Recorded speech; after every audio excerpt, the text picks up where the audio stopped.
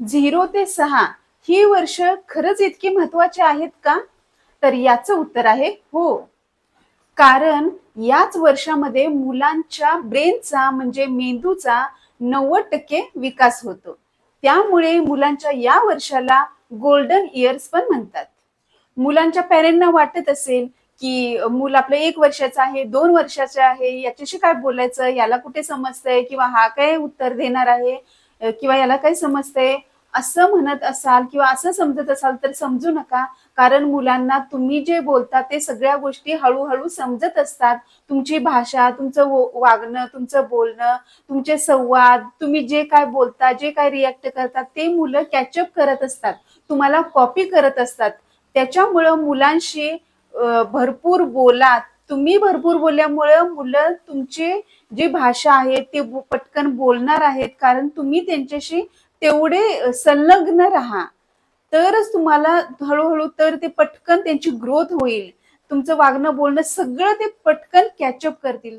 1 ते 2 वर्षामध्ये मुलांशी भरपूर बोला, भरपूर त्यांच्याशी खेळा, भरपूर गोष्टी करा, भरपूर गाणी बोला, खेळा, काहीही करा, पण भरपूर त्यांच्यावरती प्रेम करा. 2 ते 3 या वर्षामध्ये मुलांना हळूहळू शिस्त लावा. हळूहळू त्यांच्याकडून गोष्टी करून घ्या. हळूहळू त्यांच्याकडून ऐकून घेण्याची कपॅसिटी दाखवा. त्यांच्याशी बोला. हळूहळू जे ते शब्द बोलतील त्यांच्याशी त्याप्रमाणे बोला. तसं वागा. त्यांच्याशी खेळा. नंतर 3 ते 4 या वर्षामध्ये मुलांना म्हणजे 3 ते 4, 5, 6 या वर्षामध्ये मुलांना शिस्त ही लावाच लावा. पण त्याच्यासोबत स्टडी पण करून घ्या. पण तो स्टडी कसा करायचा?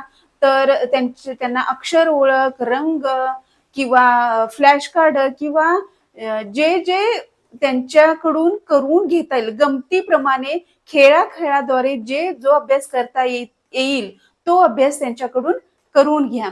आणि खेळाद्वारे स्टडी कसा करून घ्यायचा आहे हे पण आपल्या लॉंग व्हिडिओमध्ये दिलेले आहे. तर यासाठी या मेघा स्मार्ट स्टडी या चॅनेलला तुम्ही नक्की फॉलो, लाईक, शेअर आणि सबस्क्राईब करा. बघा, या वयातील मुलांना जास्त काही वाचता येत नाही किंवा लिहिता येत नाही.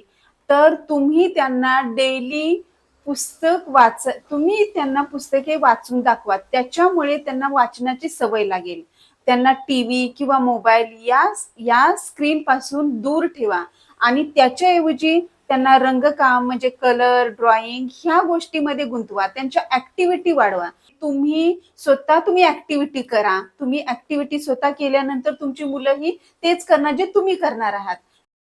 मुलांनी काहीही केलं की काहीही म्हणजे चांगल्या गोष्टी केल्या की त्यांनी कलर केले किंवा काही वस्तू आपल्याला आणून दिल्यात तर त्यांच्यासाठी नक्की क्लॅप करा. त्यांना टाळी द्या. त्यांना मिठी मारा. वा, व्हेरी गुड असं बोलून असं केल्यामुळे त्यांचा आत्मविश्वास वाढतो. त्यांची इम्युनिटी पॉवर वाढते आणि त्यांना एक सुरक्षितता वाटते.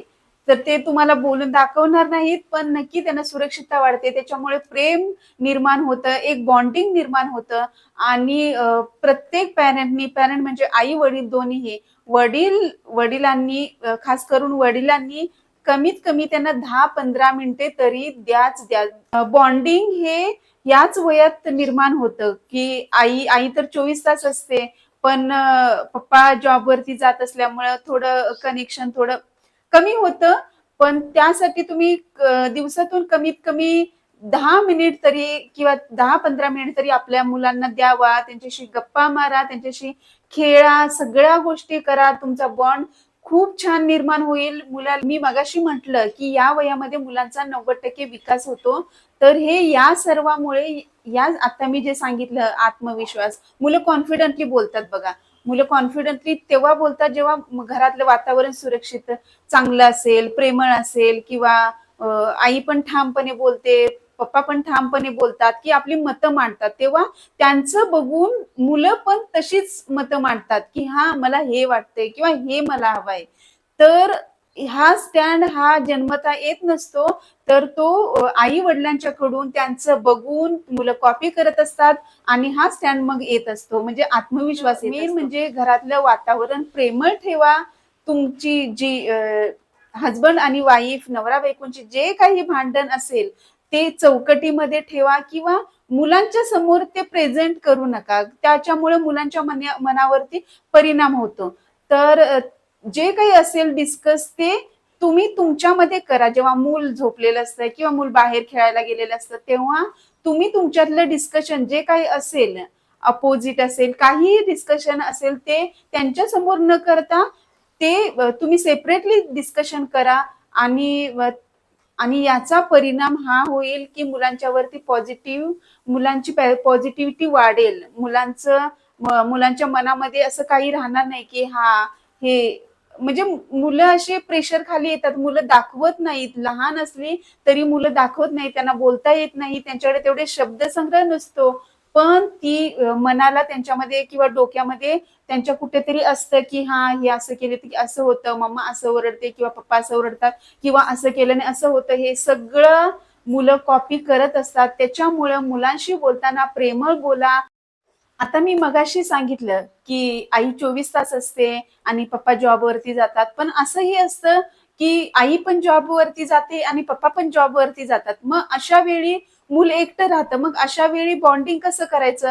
मग अशा वेळी जेव्हा आईही जॉबवरती जाते, पप्पाही जॉबवरती जातात, तेव्हा अशा वेळी मुलं म्हणजे एकटी पडतात. मग एकटी पडू नये यासाठी जेवढा वेळ हजबंडकडे असेल, वाईफकडे असेल, म्हणजे जेवढा वेळ नवरा बायकोंचे दोघांच्याकडे असेल, तेवढा त्यांनी जॉबमधून आल्यानंतर जेवढा वेळ देता येईल तेवढा वेळ आपल्या मुलांना द्या. तर हवं तर हजबंड वाईफ कामं वाटून घ्या घरातली, की हे मी करतो, ते तू कर, ते कर.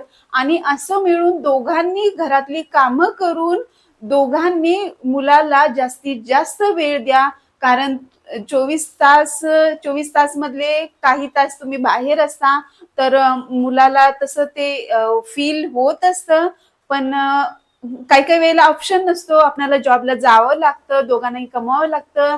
कारण आपण करतो ते मुलांच्या फ्युचरसाठीच करतो. त्याच्यामुळं पैसे पण गरजेचे आहेत. त्याच्यामुळं मग दोघेही जॉबला जातात. मग अशा वेळेला आपल्या मुलाला एकटं न राहू देता, त्याच्या मनाला एकटं न राहू देता, तुम्ही दोघेही जॉबवरून आल्यानंतर दोघेही कामं करा, घरातली कामं करा आणि दोघेही तेवढाच वेळ आपल्या मुलांना द्या. मुलांना या काळात जे अनुभव, ज्या सवयी, जे शिस्त, जो आत्मविश्वास, कॉन्फिडन्स, जे जे काही मिळतं ते त्याचा संपूर्ण असा परिणाम त्यांच्या भविष्यावरती होत असतो. त्याच्यामुळे त्यांच्या भविष्याचा पाया मजबूत करण्याचं काम हे त्यांच्या पॅरेंटनी करायचं असतं. तर अशाच महत्त्वपूर्ण माहितीसाठी आणि व्हिडिओसाठी नक्की या व्हिडिओला लाईक, शेअर आणि सबस्क्राईब करायला विसरू नका. आणि नक्की यावरती तुमचं काय मत आहे ते नक्की कमेंट करून सांगा. भेटूया नेक्स्ट व्हिडिओमध्ये. नमस्कार.